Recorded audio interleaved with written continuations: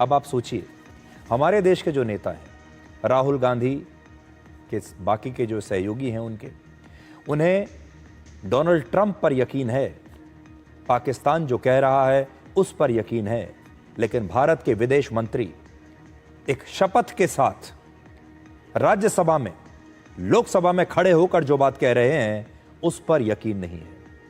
और कई बार हमें ऐसा लगता है, आपने भी देखा होगा, सबसे ज्यादा दर्द तब होता है जब हमारे अपने हम पर यकीन नहीं करते।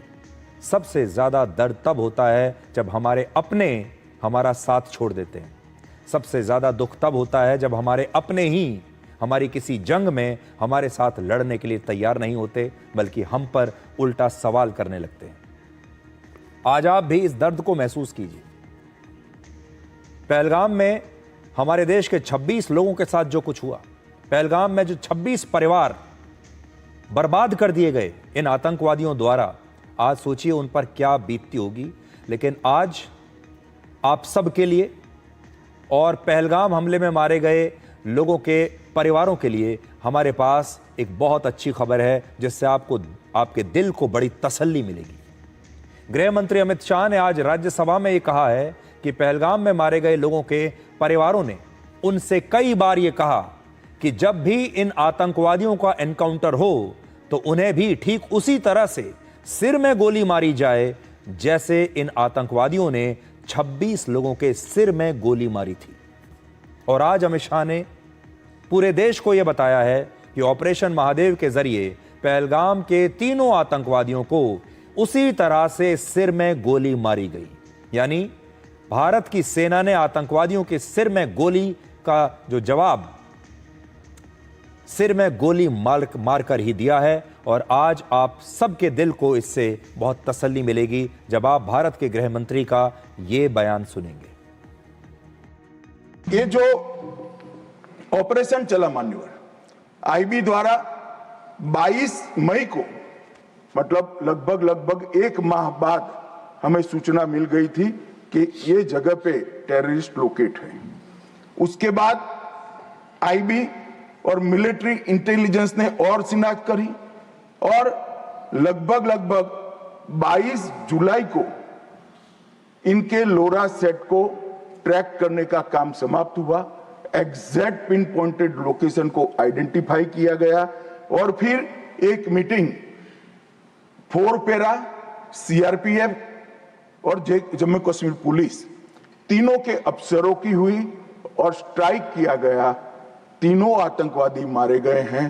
कोइंसिडेंट देखिए मान्यवर, देश भर से मुझे बहुत एसएमएस आए थे, विशेषकर जो मारे गए थे उनके परिजनों का, इनके सर में गोली मारिएगा, जब भी मारे तब। तीनों के एनकाउंटर के वक्त तीनों के सर में ही गोली लगा है मान्यवर।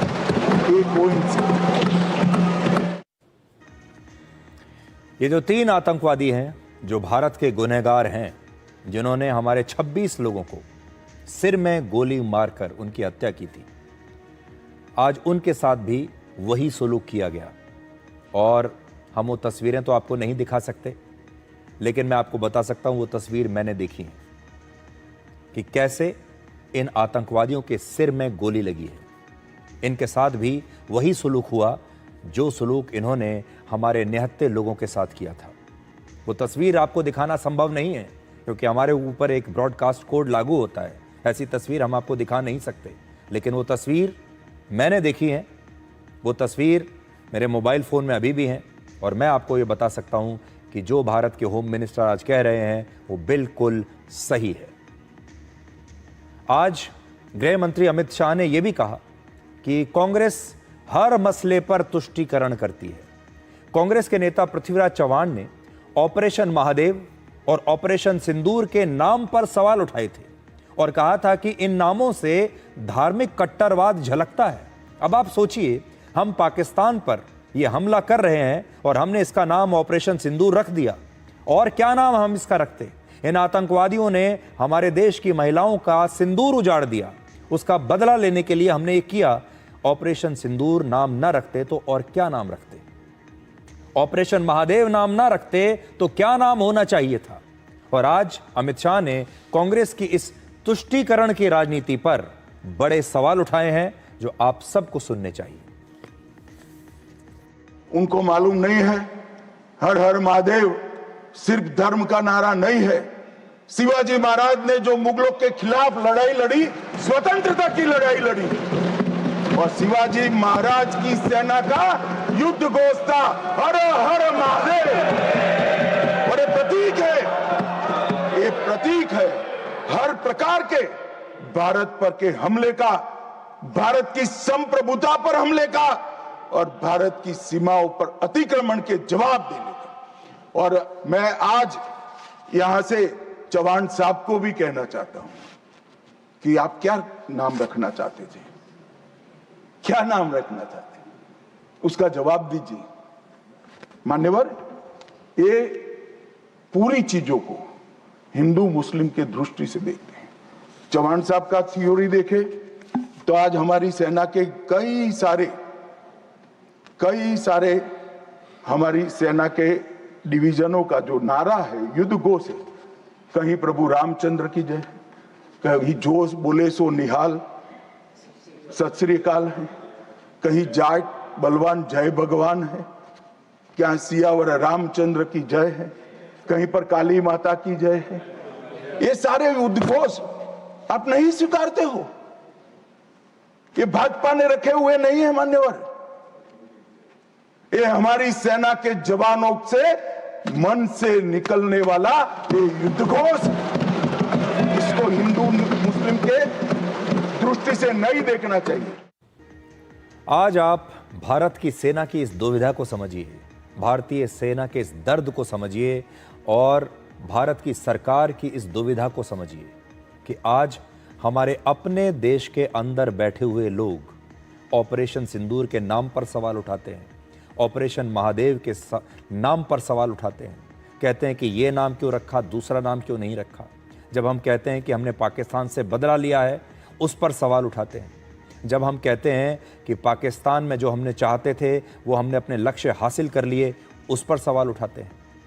पाकिस्तान जब हम पर आरोप लगाता है, उन आरोपों पर तुरंत आंख बंद करके विश्वास कर लेते हैं।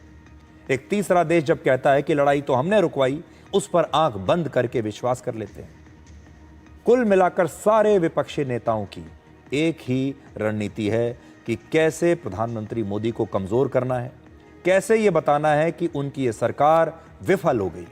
और इस सरकार को नाकामयाब बताने के लिए ये जरूरी है कि ऑपरेशन सिंदूर को सबसे पहले नाकामयाब साबित किया जाए। और ऑपरेशन सिंदूर असफल रहा, ये तमाशा था, ये बेकार की चीज थी। ये बात पाकिस्तान भी कहता है और हमारे ही देश के अंदर रहने वाले हमारे देश के कुछ नेता भी कहते हैं। आज गृह मंत्री अमित शाह ने भारत के पूर्व गृह मंत्री और कांग्रेस के नेता पी चिदम्बरम को हिंदू आतंकवाद के मुद्दे पर भी जवाब दिया है। उन्होंने पी चिदम्बरम को याद दिलाया कि वर्ष 2008 में हिंदू आतंकवाद की एक काल्पनिक थ्योरी गढ़ी गई थी और तब यूपीए की सरकार ने इस पर अदालतों में केस भी दर्ज करवाए, लेकिन वो कुछ नहीं साबित कर सके।